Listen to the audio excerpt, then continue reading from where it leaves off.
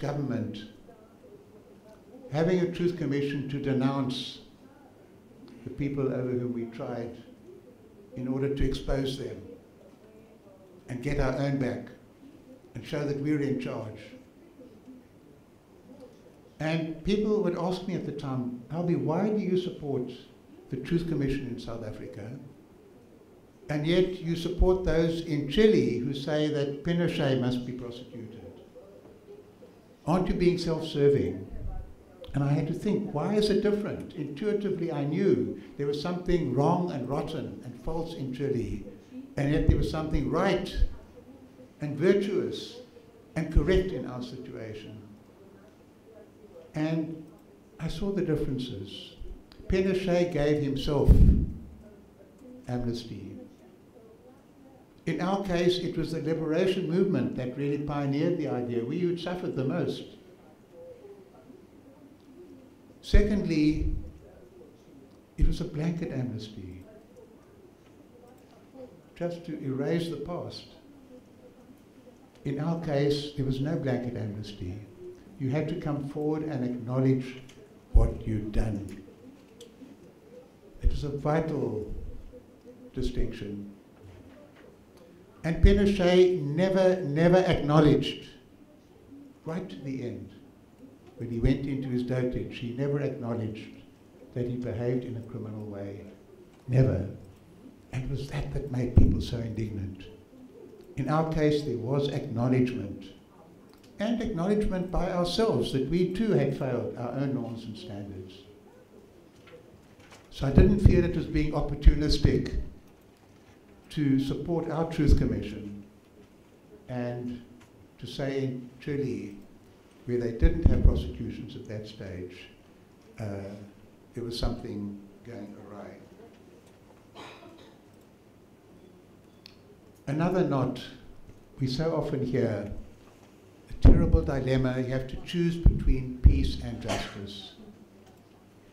It was not so. It was not so. It wasn't a terrible accommodation. It was to get a country.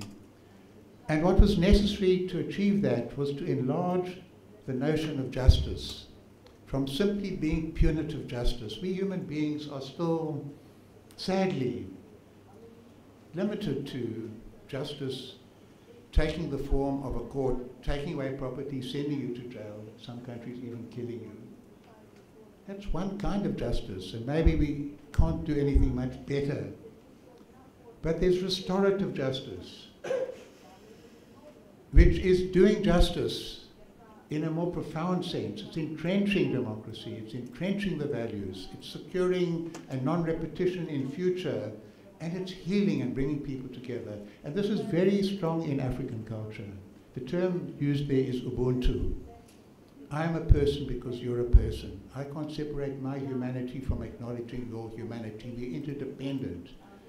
And the nature of the Justice Project is to reinforce that sense of interconnection rather than to denounce you and separate you out and send you into the cold, punishing you for the elevation of a principle. That theme became very important when we contributed our experience in Northern Ireland and helped to bring about peace there. South African experience was very valuable there.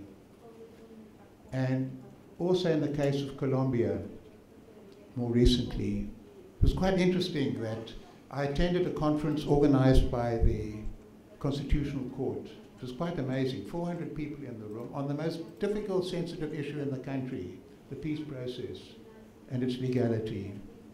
And somebody came from Human Rights Watch and insisted that the FARC rebels must be prosecuted for war crimes and crimes against humanity, speaking powerfully in Spanish and getting quite a lot of applause from the audience.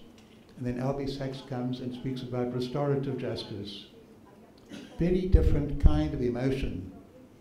For me it was interesting. This was the guy sitting in Human Rights Watch office projecting an idea. I am Albie, who's been in the struggle, and speaking on behalf of the Mandelas and all the others who'd been in the struggle, who'd been in jail for decades and so on, And we want a restorative justice process that will give us a country and dignity to everybody. And he is insisting,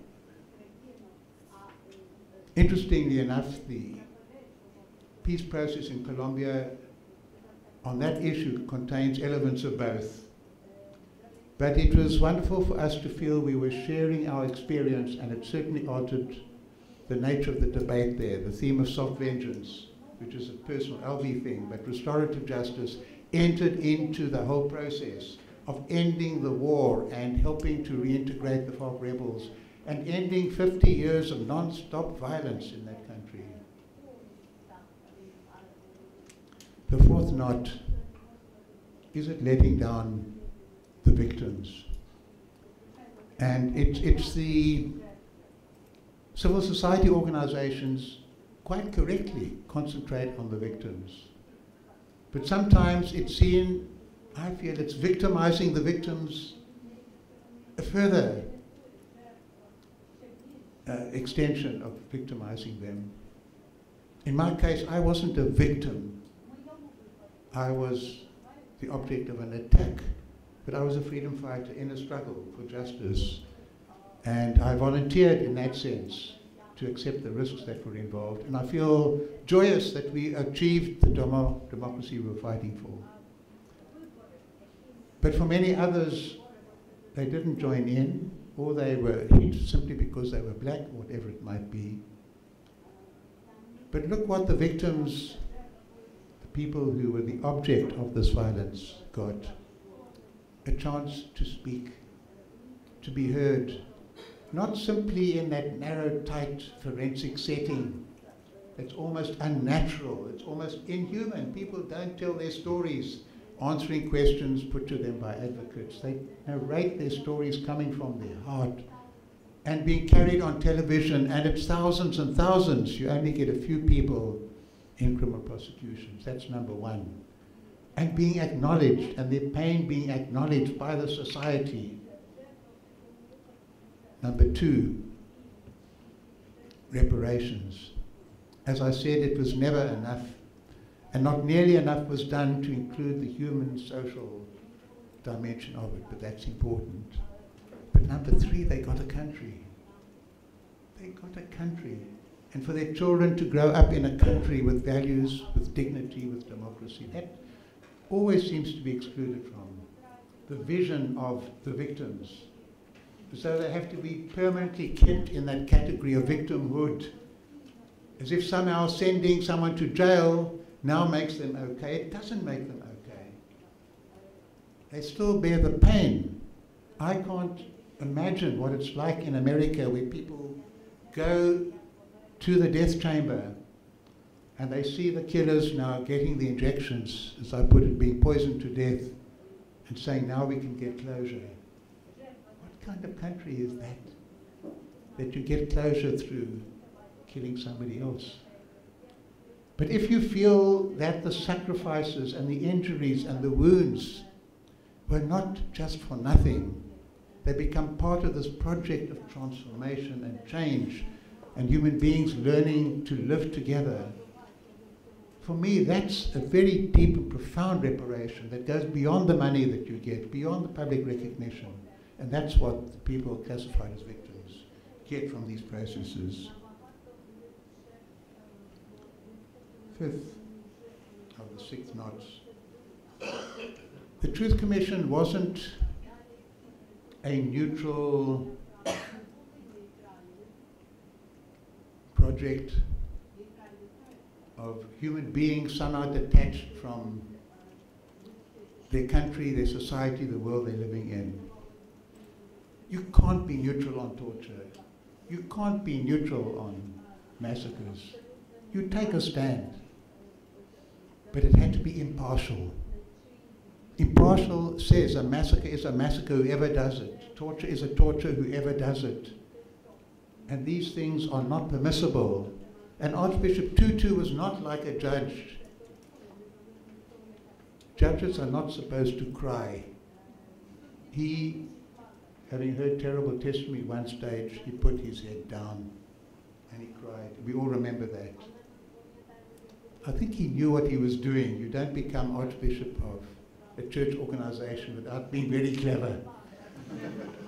But it was a cleverness that relied on true, honest emotions, which you don't suppress, which you reveal. It wasn't fake emotions. And it was important that everything be handled in that way across the board. There's no group that, because of their history, their destiny, their claims, is immune and outside of the process. And all human beings are capable of doing terrible things, and that's the starting off point. And we as human beings, and most probably would have been supporters of the ANC, nevertheless had to expose and criticize violations by the ANC. The sixth, a truth commission is not like an IKEA piece of furniture you can take to another country and then reassemble it, fit it into the corner you like. It's very contextual. Its genesis, its role, its mode of functioning has to depend on the circumstances. As I mentioned in Colombia, I don't know how familiar people are, it's a complicated process of getting peace. It's an extraordinary process. It includes land reform. It includes reform of criminal law. It includes dealing with displaced people. It includes dealing with all the millions of people, it's not hundreds of thousands, millions of people who've been victimized by the violence from the state, from paramilitaries, from the guerrillas. It includes a whole series of graduated processes of accountability. But it represents something that I believe adds something very rich to international law.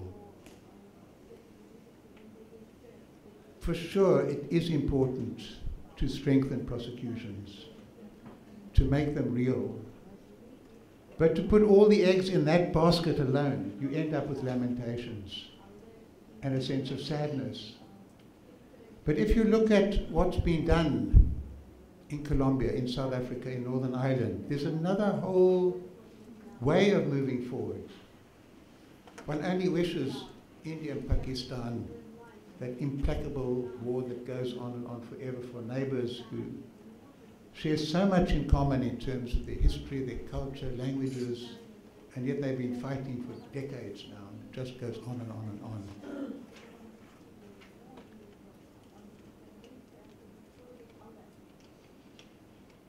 I hesitate. We hated it when people came to South Africa and said what you must do. We hated it. We had to find our own way. But I can say as a visitor, what I long to see is at least that vision of one day transcending the divisions. France and Germany were enemies for a century. They hated each other. They became the foundation of the European Union afterwards, getting together. People don't even remember. It seemed impossible. The Germans could love the French, French and Germans.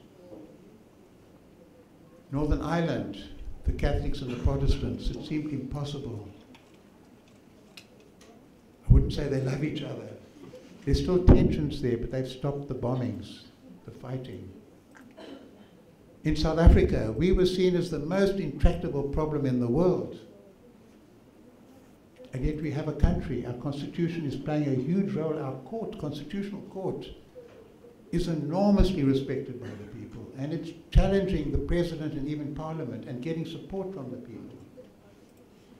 And just 2 days ago, the South African Council of Churches issued a report. They've commissioned people to investigate the extent to which, as they see it, a faction of the government were penetrating state institutions, creating, they call it a mafia-like set of connections. And that report was now being used by, referred to, by the veterans of our struggle, calling for change in the ANC and quoting that particular report. So all sorts of different things coming together. And the report quotes, the veterans quote the Chief Justice Mogoeng, who'd been appointed by our president, saying what the role of a president is. It's not just to be the head of government. The president must exemplify the values of the Constitution. And so here are the military struggle veterans now quoting a Chief Justice in a decision that he gave quite recently. I don't know how it's going to go in South Africa. What I can say, though, is these values we were fighting for are entrenched in our Constitution, and they're meaningful, and our courts are respected. Our courts denounce corruption. They're not courts that are captured by corruption. And I'm very proud to be part of that process. Let me conclude with Henry again, a bit that wasn't in the film. We work very, very hard as judges, and it's the end of the year. I'm tired. I'm invited to a party given by some filmmakers. I go with my friend. The music is loud. I get there, and I hear a voice at Albie. Albie, I look around. It's Henry, the guy who put the bomb in my car, the one you saw on the film the other day. And he's beaming, he's smiling, he's happy. And he said, when we said goodbye last time, you said to me you couldn't shake my hand, but maybe if I went to the Truth Commission. And he said, I went to the Truth Commission. And I spoke to Bobby and Sue and Farouk. Now he's calling me Albie. And Bobby was the person who sent me that note, we will avenge you. And Sue and Farouk had both been in the struggle. The bomb could have been meant for them. He said, I told them everything I knew. And you said that one day. And I said, Henry, I've only got your face to tell me that what you're saying is the truth. And I put out my hand and I shook his hand. He went away beaming. I almost fainted. But I heard afterwards, he was enjoying himself at the party. There were filmmakers making a film about the soldier who went to the Truth Commission. And he suddenly went home and he cried for 2 weeks. I don't know if that's true, but I want to believe it's true. I'm not even investigating it further. Because for me, if Henry goes home and he cries, he is humanizing himself. And that gives one hope that people can transform. He's not my friend. I won't phone him and say, let's go to a movie together. But if I'm sitting in a bus and he sits down next to me, I say, oh, Henry, how are you getting on? Because we're beginning to live in the same country. And for me, that's what our process achieved. And that's the message that I would like you here in Ukraine to consider. Thank you.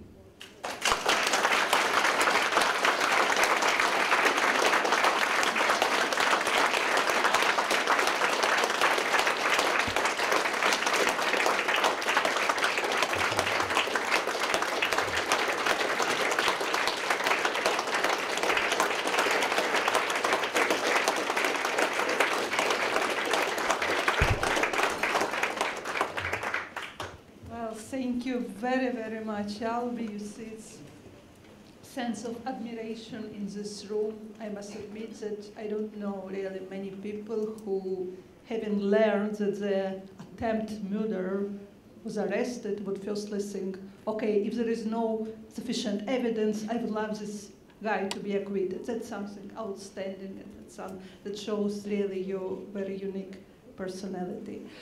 We have now some time for questions and answer sessions, and before I open the floor, I will usurp my power as a moderator, and I have 2 questions to you. We need your advice in many respects, and one of my questions relates to an issue you briefly touched upon, reparations. And I've heard critique that transitional justice in South Africa was more concentrated on civil and political rights, you just mentioned that, well, people were given a possibility to speak, being acknowledged, to the detriment to social and economic rights. And basically South African government said, okay, we had truth commissions, now we continue, we live in one country, you received something, and those who insisted, no, we need more, please compensate for our losses, were called opportunists. And that created some tensions in the society. Of course, it's up to you to address the critique, but from Ukrainian perspectives, nowadays we have 1.5 million IDPs. And of course, it's people who lost everything and they need to be addressed. And it's an enormous burden on the state, financial burden, and the failure to address their very basic needs undoubtedly creates tension. So what would be your advice how to overcome those tensions? And my second question relates to Truth Commission. What do you think is the best time to establish the Truth Commission? And what do you think about an idea to establish Truth Commission before the conflict is over? May it become a, so to say, catalyst for peace process? So these two questions, if possible. The second last bit was? What is the best time to establish Truth Commission, and is it possible to start with Truth Commission before the conflict is over? And maybe it was an idea that it can become a catalyst for a peace process, but it also can lead to, peace taking precedence over pursuit of justice. Thank you. Maybe I can take a few questions. Yes. My answers tend to be long, so one long answer to four questions. Marco, please. Thank you very much for your extraordinary presentation. I was struck by the contrast you drew between the sterile forensic truth one gets in the courtroom and the experiential emotional truth one got in the commission. And you gave us an emotional truth yourself. It was not simply an intellectual academic presentation. So thank you for that. I have two basic questions. One, as you said, the Truth Commission was part of a much bigger process and a much bigger context. And it created a window of opportunity, a promise. And how much of that promise in the past 25 years do you think South Africa managed to achieve? And what were the biggest failures in the past 25 years and the biggest successes? My second question is, when you have a conflict that's different, that's not simply interstate, intercommunal, but involves several different states, like this one does, or like the former Yugoslav one does, where it is very easy for the different communities to maintain their different realities. How can you even establish a Truth Commission? Can you establish a Truth Commission without Russia, say, agreeing? Or without all the 6 countries in the former Yugoslavia agreeing? How could one do that? Thank you. Thank you, Mark. I will take 2 more questions in this first round, and then we will come back. Thank you, Mr. Sachs, for this presentation, and I share the admiration. And my question is, of course, we're not here in a position to criticize whatever, everything, but to understand how your experience can be applied to our countries. I come from Russia, particularly. And my question is, do you still think that the transitional justice model that was used in South Africa was a result of a political compromise, or was it the true justice for South Africa? And in the second case, would you say that this transitional justice, this justice model, which was applied at macro level, can it be applied also on micro level? For example, when some criminal commits a crime against the family and he needs to be forgiven and reconciled. And the reason I'm asking is that I may have a perception that there must be a choice for the victim, a voice to forgive. So you and many of your colleagues and friends had the chance to give your voice to forgive, But for many others, it was kind of an imposition of reconciliation.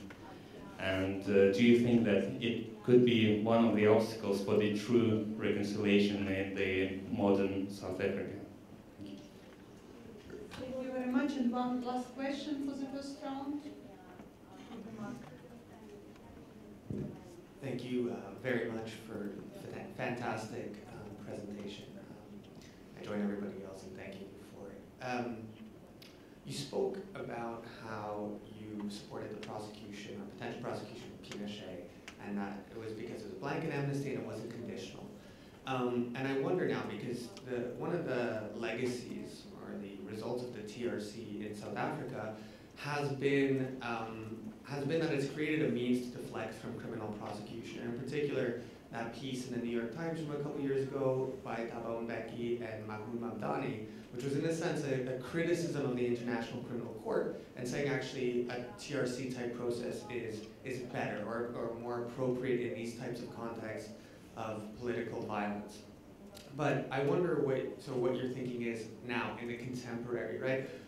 Where is it feasible, or where is their argument correct that a TRC would be more appropriate, and where should we actually perhaps lean towards more punitive measures, be it through the International Criminal Court or domestic proceedings? Thanks very much. Well, thank you for a fabulous range of quite profound questions.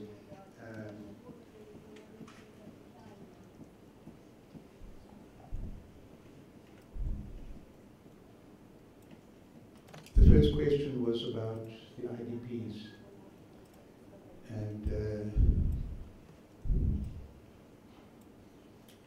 it's just, you've just got to, the people who've been the main victims of the violence, the disruption, living in a state of almost statelessness. I don't see how the country can move forward until this situation is taken very, very seriously, and that they themselves have a big voice in how the changes are to be brought about. But honestly, I don't know enough about the details, the circumstances, the country's priorities. This was a very big issue in Kenya. Originally, I was planning to speak about being on the Judges and Magistrates Vetting Board in Kenya. We had completely the opposite program. It was vetting judges who'd been corrupt and who had simply gone along with those in power. Very extraordinary, but that belongs to another occasion. It wasn't easy to fit the two together. But Kenya had, after the elections were contested some years back, terrible violence because there was no confidence in the courts. And the result was, even although they had clear evidence of vote rigging, absolutely clear, it was a waste of time. So people went out into the streets, and 1,000 people died, and 500,000 were displaced. But that's an ordinary governmental responsibility to deal with the displaced people, but not simply to provide a home, but to deal with the causes of it. Because if you're living in fear, the next time there's a problem, it's going to happen again, and they're having elections now, and that's the terror in Kenya today. So we sat on a board now interviewing judges, and we decided that 4 out of the top 9 judges were unsuitable to carry on. But it was very, very harsh process, very, very, very difficult, and it made some difference.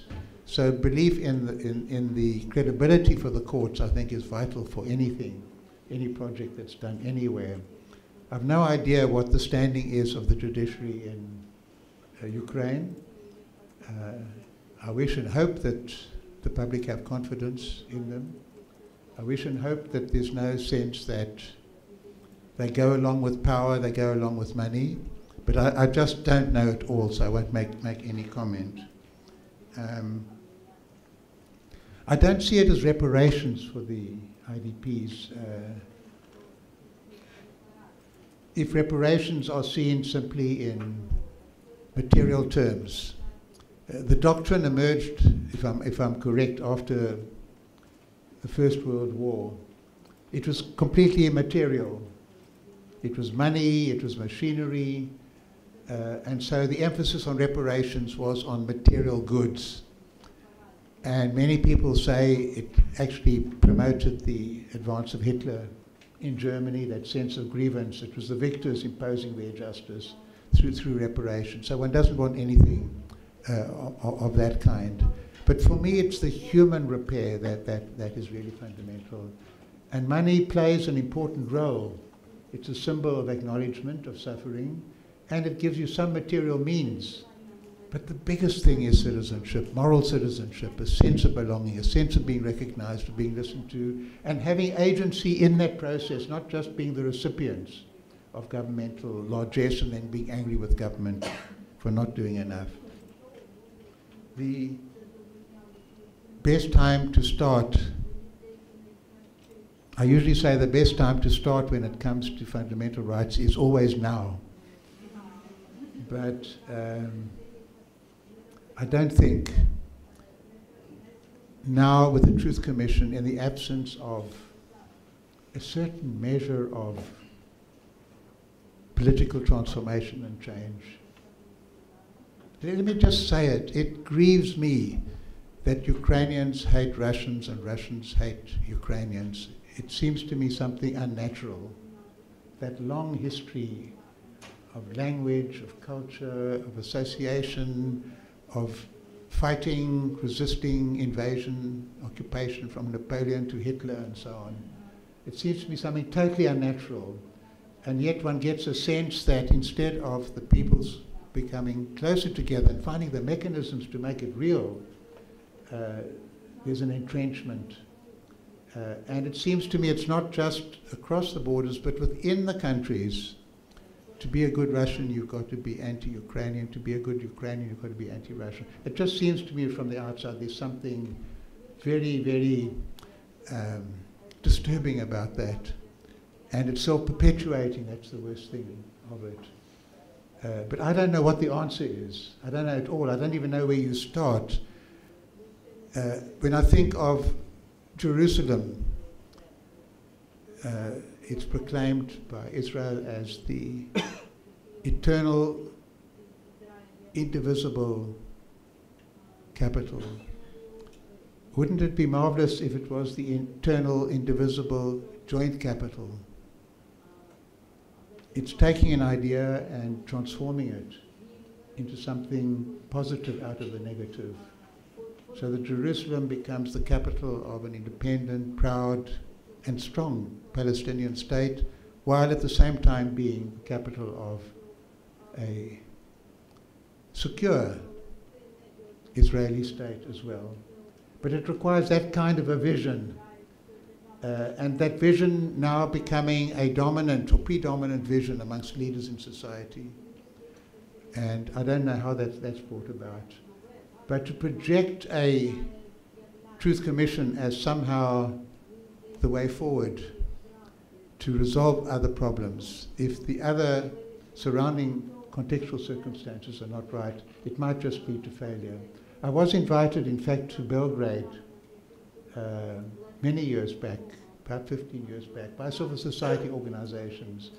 And I gave a very similar talk to the talk that I've given here, and the civil society people loved it, but it got nowhere because it wasn't, the contextual circumstances were not propitious for it. And so it became another lamentation, neither criminal prosecution that's really successful and meaningful, nor a Truth Commission. So it's my second, sorry, I don't know the answer.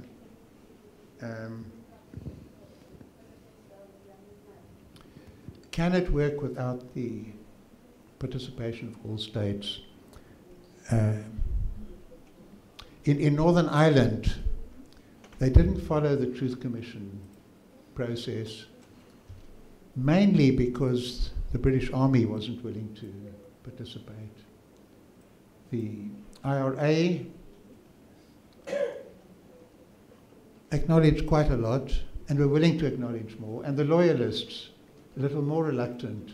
And I was at a meeting of ex-political prisoners of both, and I looked in the audience, I couldn't tell the difference In South Africa, you can tell the difference mainly by just looking at people, you know, which side you were on, with a few exceptions. There, they were all working class people from Belfast. The IRA said, people said, supporters of the IRA, you could tell afterwards, those who spent their time in prison reading books, the IRA, and those who spent their time in prison doing weightlifting were the loyalists. So they were full of muscles and the others full of ideas. But I couldn't tell the difference just by looking at them. It was very moving. But they were brought together by civil society organizations in the one room and sharing experiences. That was kind of meaningful. But in Britain, their compromise was to have what they called the Bloody Sunday inquiry. The British Army fired into people protesting peacefully, and it was some acknowledgement of violation by the British Army. Now, I don't know what equivalence can be found. You need sometimes creative equivalence. For me, the number one thing is people come forward and say, I did this, it was wrong. And you don't have to apologize. Apology wasn't required, and you don't have to be forgiven. I never forgave Henry. He didn't come to me and say, sorry, I blew off your arm. How can you say that? I was glad Henry went to the Truth Commission. He was transcending. We were transcending the situation. I see it as something much more powerful than forgiveness. Forgiveness gives all the power to the one who forgives to decide whether to forgive or not, and it requires a kind of supplicant position for the other person. We're entering the new country together. To me, that was very powerful.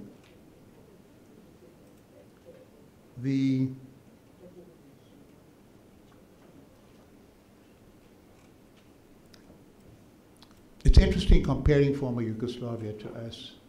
You had one country and you ended up with separate countries. We had Bantustans and division, we ended up with one country.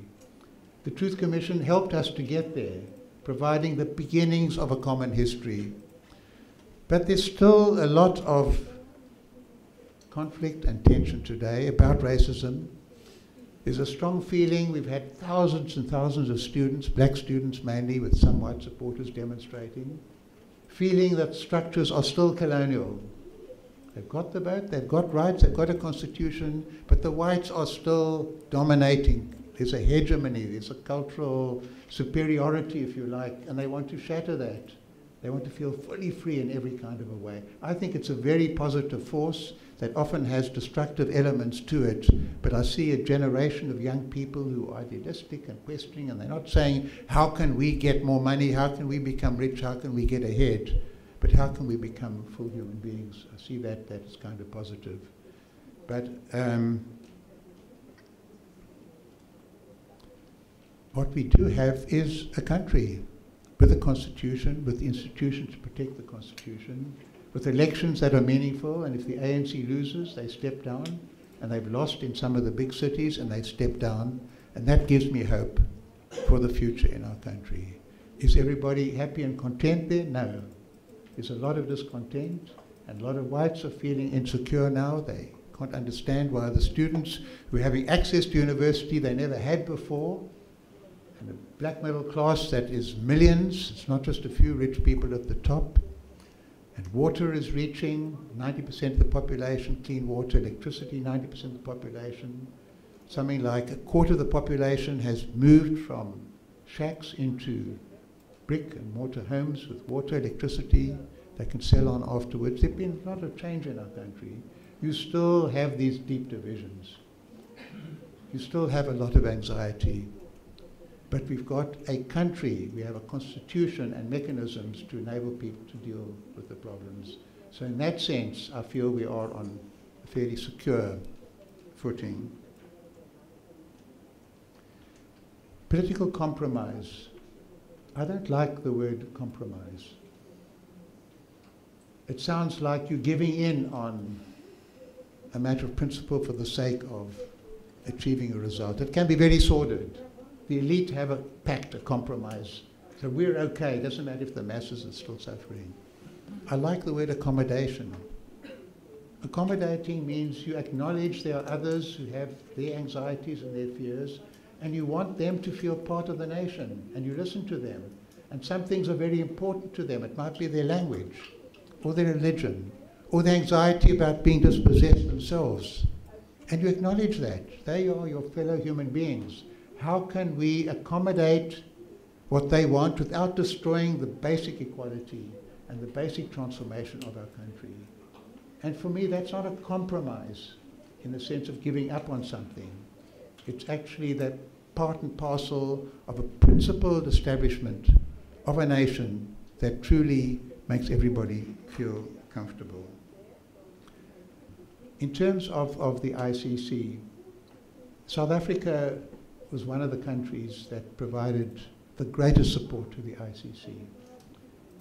We had a person who afterwards became our head of police, Jackie Selebi, who did an enormous amount of work behind the scenes to get agreement, to get accommodation, if you like.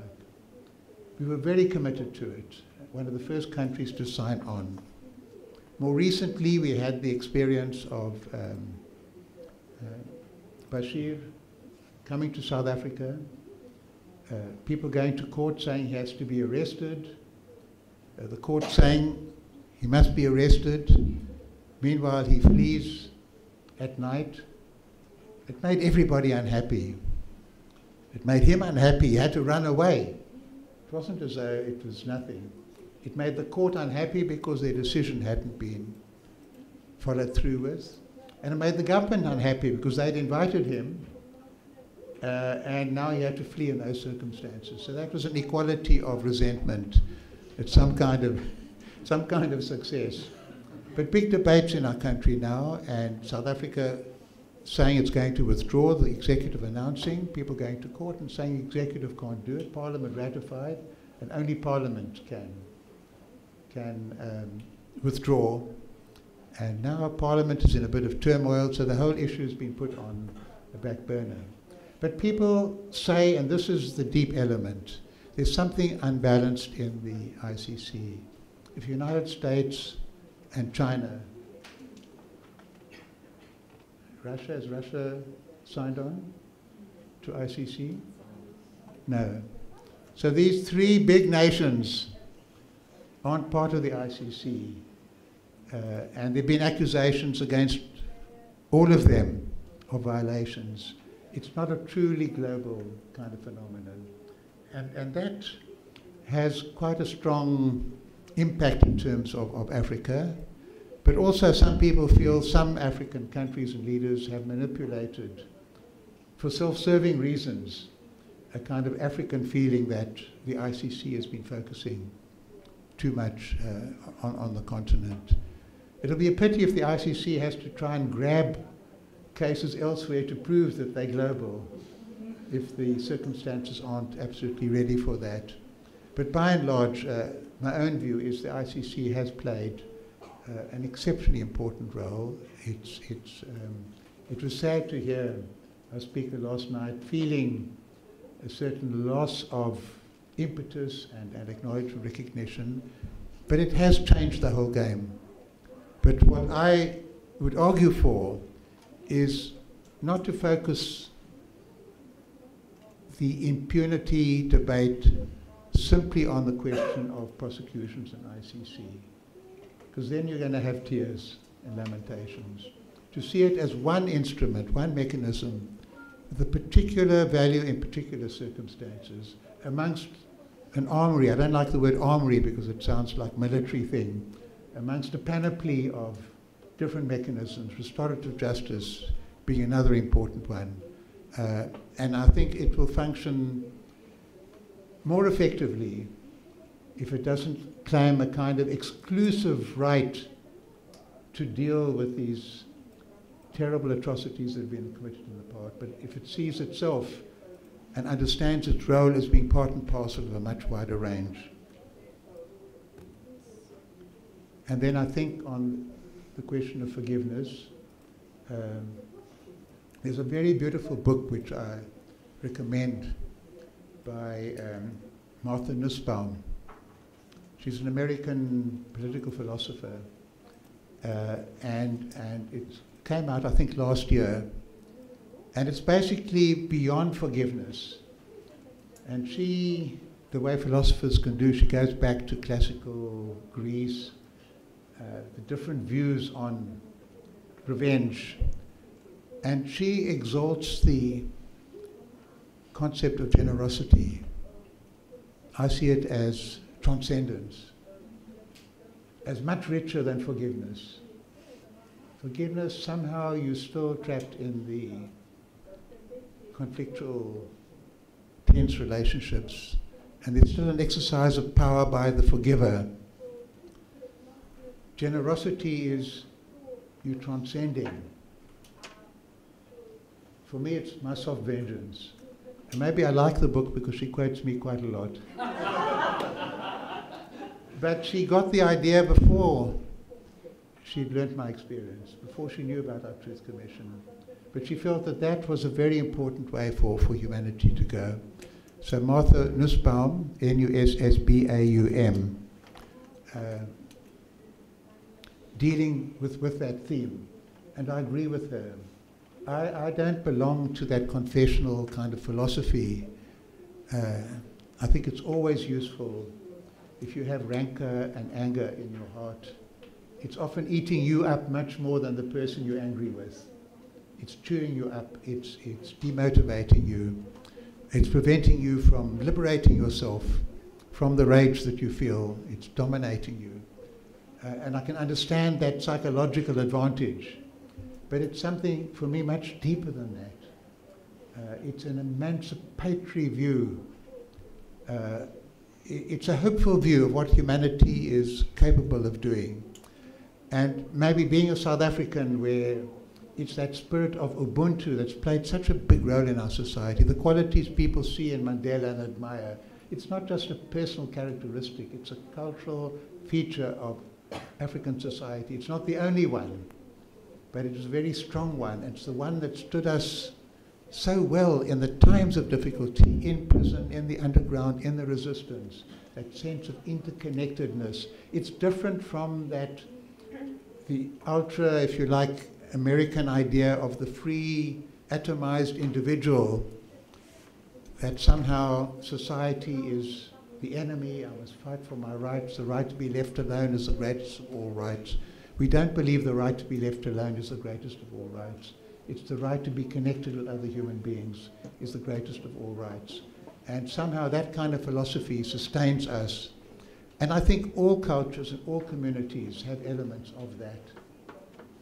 It's in the Christian tradition of charity, not charity as being the rich supporting the poor, but a charitable heart, a generosity of spirit, that kind of tradition.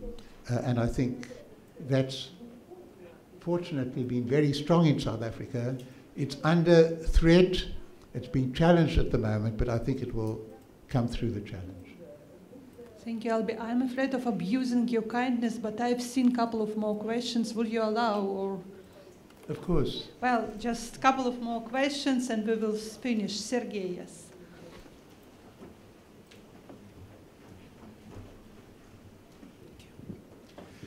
Thank you very much, dear sir, for your presentation.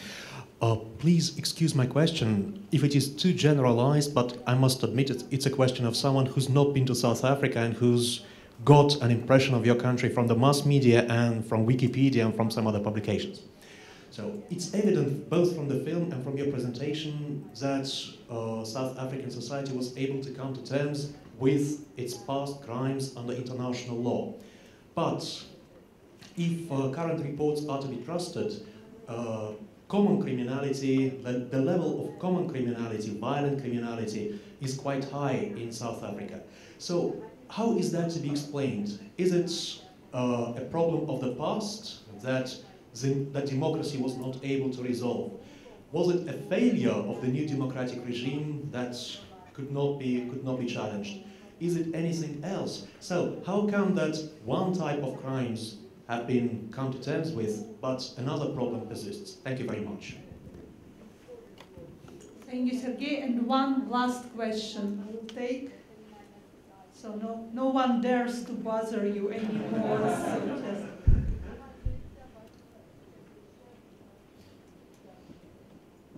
it's true that we have huge problems in our country. The biggest problem is still inequality, because it feeds into all the other problems, and goes also with massive unemployment. And criminality is clearly related to those aspects. We've always had very high levels of crime. It's more noticeable now because the law enforcement was designed simply to protect the whites before. And we used the death penalty. We had the highest number of judicial executions in the world. It was more than 100 every year. Our very efficient prison service created a gallows with 6 nooses. So to save money, we could hang 6 people at the same time. We used whipping. None of that kept crime down. So we've abolished those barbaric methods of dealing with criminality. The figures for violent crime come down. They've come down a little bit. They've gone up again. What's very tragic and yet important is gender violence is very much in the news. The silence has been broken. There are men marching against gender violence, and it's a big public issue in our country. We have strong laws dealing with hate crimes, a very progressive view on the rights of homosexuals in terms of marriage and in every other way, and yet lesbian women in the certain black communities are being targeted in a most brutal way, and that's also been publicly exposed. And you see it in daily conduct and behavior. You come to our country and people say, don't go there, don't go out at night, don't carry your camera. It's not just a statistical thing, it's a lived experience. But that's not new. What I can say is that having a constitution gives us an opportunity to speak about these issues in an open way and to try and deal with them through appropriate mechanisms. I personally wish restorative justice processes were much more used in the criminal law area. They're used in the case of juveniles to keep juvenile offenders out of the criminal justice system. You bring the community in. It's not the state, it's the neighbors, the family, maybe the church. Get involved in that program. You feel it's more productive. And in terms of traditional African culture, that could be used more extensively, but we're still very wedded to the formal ways of an accusation, proof, you go to jail, the jails are overcrowded, rehabilitation is there's some programs that are very wonderful, but by and large, not all that effective. But I think really the question of crime is heavily dependent on the economy, employment. Crime becomes a mode of employment if you're unemployed. And in a society where you feel you're being unjustly deprived of the right to earn a living honestly, you get involved with the gang. And the gangs are quite strong, and they're stronger inside the jails and outside the jails. And these are all issues that we have to deal with all the time. So it's not as though the Truth Commission and our democracy and Mandela gave us a beautiful, wonderful South Africa. But it eliminated total barriers to becoming a wonderful South Africa. It eliminated those and created centres of hope and optimism and principles that you can appeal to and institutions that defend those values. We have one very important institution called the Public Protector. It was based on the Ombudsman. I went to Norway after I was blown up. The ANC were very clever. They thought part of my rehabilitation, occupational therapy and all that, but helped me draft a Bill of Rights as part of my therapy. So they met in London and they asked me to go to Kader Asmal's house in Dublin, and we had to do a first draft of a Bill of Rights for a future South Africa, and that was kind of fantastic. And I thought, I'm going to use my time now to prepare for a new constitution. I thought, where should I go? I thought, Norway's a good country. Democratic, social democratic, open society, lots of things I admire. I went there and asked them about their constitution. Oh yes, we've got a constitution, I think it's 1830. It was quite important when we broke away from Sweden, but the constitution plays almost no role in the life of the country. Parliament is everything.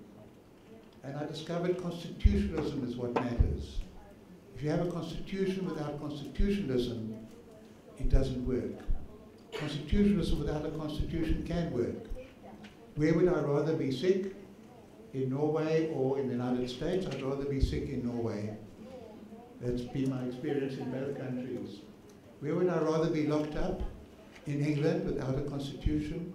Or in France or United States? I think in England. Because the spirit of constitutionalism is stronger than simply having a text and lawyers dealing with issues. What we needed in South Africa, however, was both.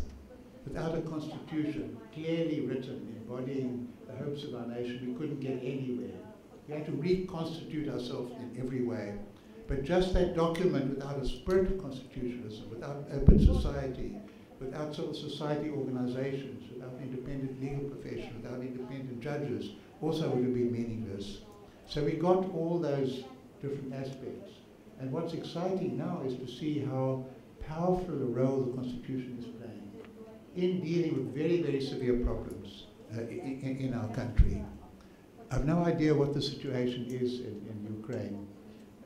You've obviously got an independence constitution to be a separate nation, but also the texture of the nation and the meaning of the nation. Now, I was going to tell you about the public protector. So I discovered Norway doesn't have a constitution that's meaningful. It's an important document. And I was puzzled by that. And I developed the theory of, the regicide theory of a Bill of Rights, an entrenched Bill of Rights. In Northern Europe, they didn't kill off the monarchy. They did in England, but they brought him back afterwards.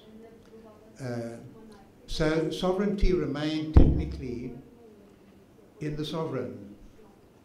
And then Parliament became the main body and the culture of constitutionalism applied. But in countries where they beheaded the kings and queens and destroyed the monarchy, you needed a document now to embody the sovereignty. And then added to that document would be a set of fundamental rights. So we didn't get that from Norway, but we got the ombudsman. But we didn't like the word ombudsman. It sounded sexist. And ombud sounded odd, and it sounded imported. So we created the figure of the public protector. And the public protector's job was more than simply to investigate maladministration. It was to investigate and recommend response from Parliament. And the big issue before our courts was that recommendation simply a recommendation when it came to the President's private home being augmented with security features, but the security features included a swimming pool and a little amphitheater and a chicken run. That was reported to the public protector, and she said the President must pay back the money. Went to Parliament. Parliament set up its own committee and said, no, the swimming pool was a fire pool. In case there was a fire, you needed water available. And people said it's strange having a fire pool with blue tiles at the bottom. And then the joke was the chicken run was if a burglar came, the chickens would go quack, quack, quack, quack, quack, quack. In any event, it was creating anguish in the country that Parliament, instead of holding the President to account, was now defending the President. And people went to the Constitutional Court and they said, the report of the Public Protector is not just something, a recommendation, it's obligatory. It has legal effect. You can take it on judicial review. If you don't, you have to apply it. And the judiciary then, the Chief Justice, rebuked the President and Parliament And since then, Parliament has become vital and energized. So far from judicial intervention usurping the role of Parliament, it's actually invigorated Parliament. And it's given the position of the public protector very great value in our society, and maybe other countries can consider having something similar, an independent person with investigative capacity to deal with corruption, maladministration, abuses and so on, and report directly to Parliament and to the public, and it has obligatory kind of a value.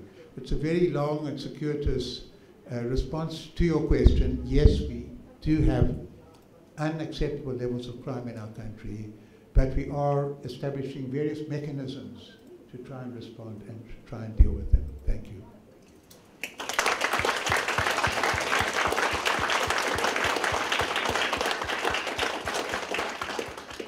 I'll be our deepest gratitude for your generosity, for your fortitude, for your commitment. Thank you very much for being with us today. Thank you.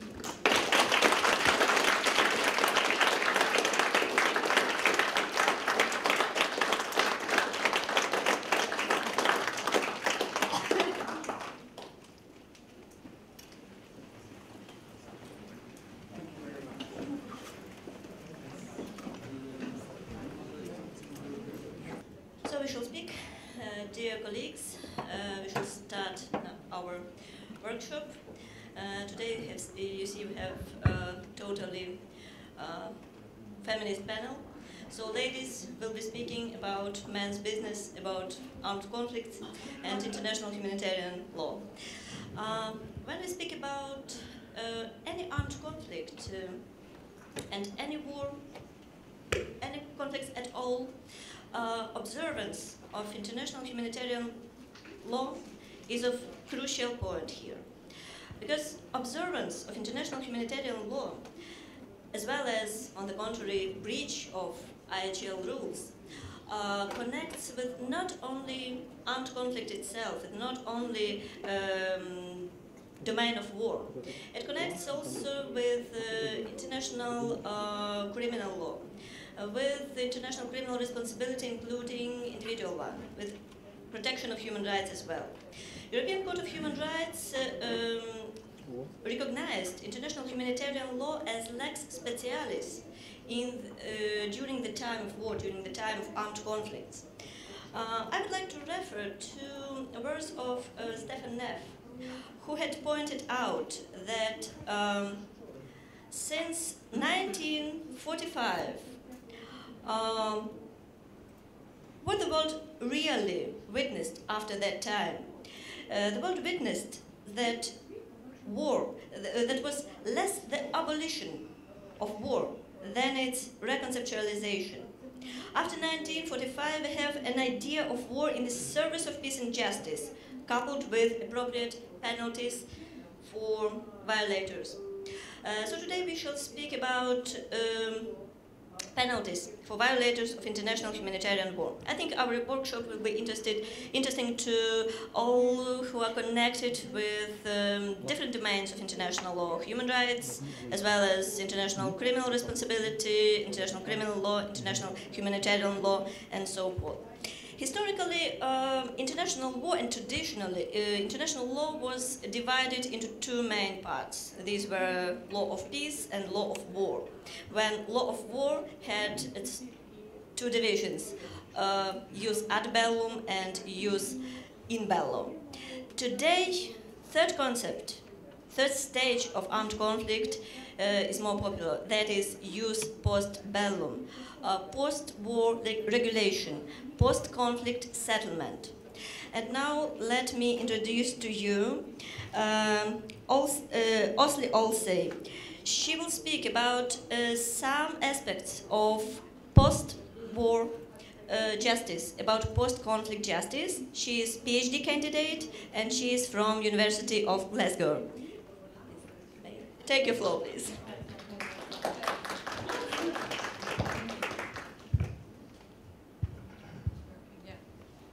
Hi. My presentation today focuses on the justice components of peace agreements. So I'm not going to talk violations of international humanitarian law, but also about the violations of human rights law and international criminal law. During the past 3 decades, after the end of the Cold War, negotiated peace settlements have become the norm in the resolution of internal armed conflicts. Some 600 peace agreements have been concluded in this period throughout the world in different peace processes. These agreements are becoming increasingly comprehensive. They deal with a wide range of issues, ranging from comprehensive constitutional reform, rule of law reform, to issues of power sharing and wealth sharing. Most peace negotiations also deal with the issue of post-conflict justice in one way or another. And at the same period, during the same period, both the area of transitional justice and peacemaking have become increasingly internationalized, legalized, and judicialized, especially by reference to international humanitarian law, human rights law, and international criminal law. This is the case especially when such peace negotiations take place within the jurisdictional reach of regional human rights courts and the ICC.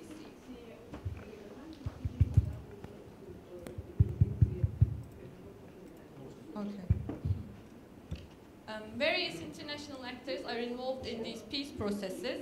They also promote the use of international law and norms as a framework for peace negotiations. And these actors include the UN, mediators, donors, legal advisors, and NGOs, and many other actors. For example, the United Nations, in its 2012 Guidance for Effective Mediation, states that, and I quote, mediators conduct their work within the framework constituted by the rules of international law. In addition to binding legal obligations, normative expectations impact on the mediation process, for example, regarding justice, truth and reconciliation, etc. So some of the norms referenced in relation to peace negotiations are binding legal obligations under international law, whereas some others represent normative expectations. This is an important distinction because departing from legal norms have certain legal consequences, whereas normative expectations can be replaced lawfully with other demands, for example, the demands of peace and reconciliation.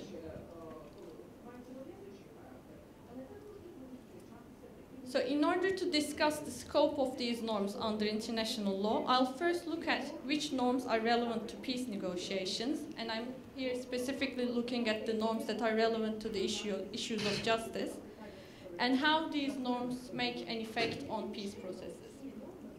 International norms can make an impact on both the process and substance of peace negotiations. In this presentation, I'm focusing on the substance, but I'll briefly mention how international law and norms can make an effect on the process of negotiations as well. For example, it's argued that in order to broaden participation in peace negotiations, the principle of self-determination can be used to promote inclusive, genuine national discussions of post-conflict peace and justice issues. Also, the UN is trying to promote the inclusion of women in peace negotiations through its Women, Peace and Security agenda. But international norms are also sometimes made the basis for the exclusion of certain actors from peace negotiations. It's been argued, for example, that negotiations and contact with perpetrators of international crimes should be limited, not only as a diplomatic matter, but also as a normative matter.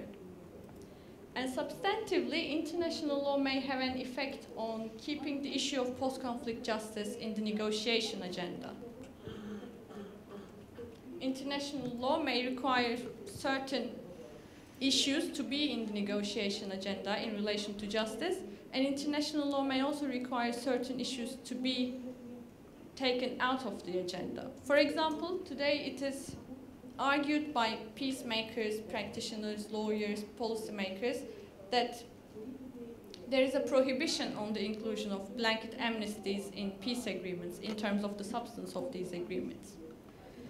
As a standalone prohibition of blanket amnesties is not found in treaty law or customary international law yet, this is often derived from a set of international legal norms. And these include the international legal obligations to prosecute certain crimes and the individual human rights of the victims. But a closer analysis of these norms revealed the possibility of compromise justice. In case of treaty crimes, for example, in certain treaty crimes like genocide, torture, enforced disappearances, and some terrorist offenses, and also in the case of the grave breaches regime of the Geneva Conventions, which is applicable in cases of international armed conflict, there is a duty to prosecute, but this is not a duty to punish. So, for example, depending on the domestic criminal legal system, staying some prosecutions might be, through prosecutorial discretion, might be justified. As to crimes under customary international law, which include civil war crimes as well, the existence of a duty to prosecute remains debated, but even if there is such a duty, the same logic would apply and prosecutorial discretion can be used. And finally, coming to the violations of human rights, there are human rights obligations to conduct investigations, and also the victims have rights to a remedy. I must first mention that the scope of these norms depend on the applicable regional human rights framework, and I do not have the time to go into the details of the case law of the regional courts or the Human Rights Committee, but overall, it looks like there is room for compromise justice